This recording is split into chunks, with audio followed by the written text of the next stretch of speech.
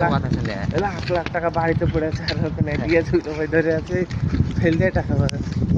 ওইসব কথা শুনে মন খারাপ হয়ে যাবে। শালা তো খারাপ মনে হয় যে নিজের মানুষ মরে গেল হয়। তো দেখতে হবে না, মনে হয় খারাপ কে হয় জানো? খারাপ নিজের মানুষ হয়, পর কেউ খারাপ হয় না। ওই টাইমে তুমি আমার খারাপ চাইবা না, আমি তোমার খারাপ চাইবো না, কিন্তু তুমি যদি আমার নিজের এখন চাচিটা ভাই হতে, তো দুজনের মধ্যে হিংসা হতো, বুঝতে পারলে? আরে আমার চাচা তো ভাই তাহলে আমার থাকি ওই হোটেলে কাজ করে, তাহলে 5 স্টার হোটেলে।